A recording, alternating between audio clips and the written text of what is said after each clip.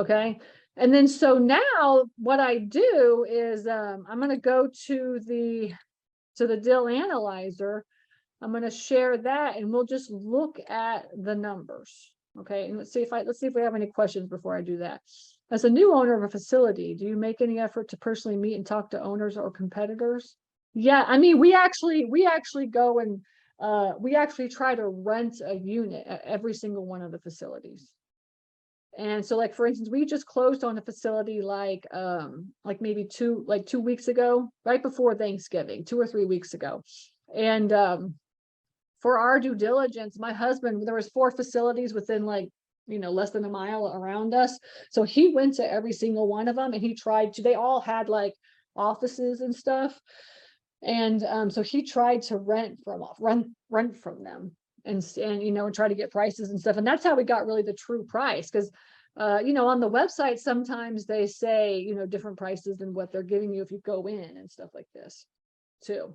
Yeah, so we do try to get to know the competition. Now, one of my students too, he was doing a lease up. So he bought a facility that was completely brand new, and then he had to lease it up. And so he went to all the competitors and he introduced himself and he said, look, he's like, I need to lease my facility up. So I'm willing to pay you for referral fees if you will send them to me. I will pay you whatever you send me, I'll give you some money for. And he ended up getting a lot of referrals that way. And he paid a lot of the owners in the area for their wait list, essentially. So I thought that was a pretty good tip. Let me see. Why doesn't Busy Bee offer parking spaces? Yeah, maybe it's just not called for in the market, or maybe he's tried and it's like nobody wants to pay. I mean, it looks like there's kind of a lot of land out there, right? I mean, it's a little tiny area, so maybe parking just doesn't fit. But I don't know. I didn't ask him. Okay, good. And then somebody asked, what's the difference between Regrid and Crexy? You have to have both? Oh yeah. So actually, we use Regrid for like my virtual assistants because Regrid is free. So they just go on, like they'll just quickly go on to Regrid and they can find the property information. But Crexy we use for skip tracing. And we also use it to like compare our lists and get a list of all of the facilities in an area that have been bought or sold since like the 1960s and stuff like that. We look at history is what we look at. And we actually use Crexy for competition as well. So we don't just use Crexy for like property information. You can get that for free anywhere. We use it for like search engine is what we use it for. Okay, all right, so you can see the deal analyzer here. So, okay, so now you can see that we came up with an offer of 300,000. I'm going to show you the numbers here in just a minute. But he's making 48,686. It's 66 units and the total square feet is 9,620. We ran the numbers for this facility at an 8 cap. All right. Now, what cap rate would you value it at? I mean, would you pay more than an 8 cap? It's a town of like, 1,300 people, and within a 10-mile radius, there's only 7,000. So for me, that market calls for an 8 cap. Okay, so that's what we ran the numbers at. And essentially, I just tell my virtual assistants, leave it at, it's a 7 cap for a secondary market and an 8 cap for a tertiary market. Your job is to find owners that will sell you their facility for those 2 cap rates. All right, so what that means is that it's just a numbers game. All right, you just have to talk to a lot of owners in order to find somebody that will sell at those cap rates. And of course, over the course of the last year, it was really hard to find people that would sell at those cap rates up until just like maybe the last couple of months.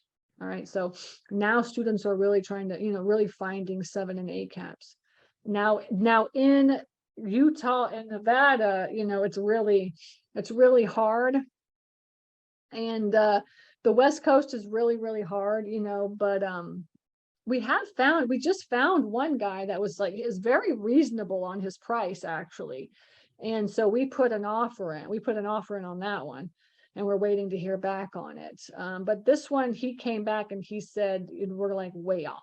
Or we're like totally way off. All right, is what he said.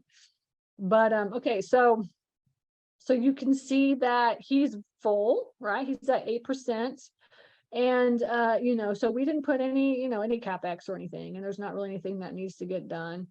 And it's not going to cost a lot of money to close this. Property taxes are $3,000. We saw that.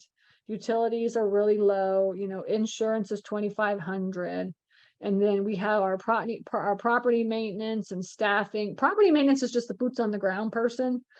And then like any type of maintenance that needs to get done on the gates or something like that. And then staffing is like the person that answers the phone every single month, right? Now you may be the person that answers the phone every single month. So you would just put like, 0 on this, or, a couple hundred, maybe a couple $100 or something. But we have somebody that answers our phone, and our students, especially this student, they would have somebody answering the phone because they have a full-time job. So you have to make sure you calculate that if you need those expenses, right?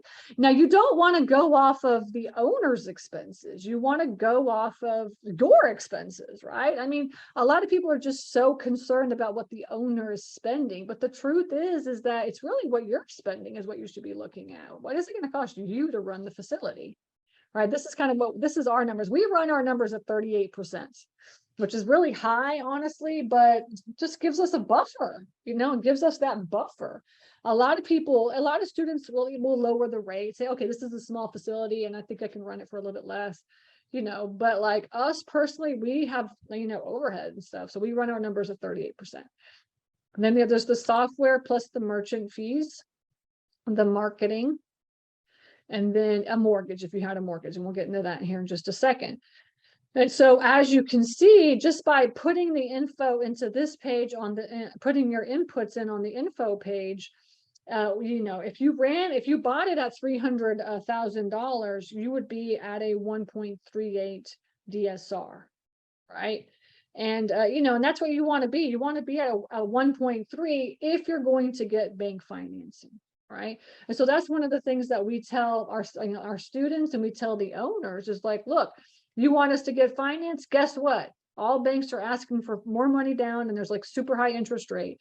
So in order for the numbers to work, that's the number. This is the number that's going to work based on the information that you gave us. And so, some people are just like, they're just not, they don't want to lower their price that low just to compensate for like interest rates and things like that. But I mean, that's just how the world is right now. It's like super high interest rates. You got to compensate for that.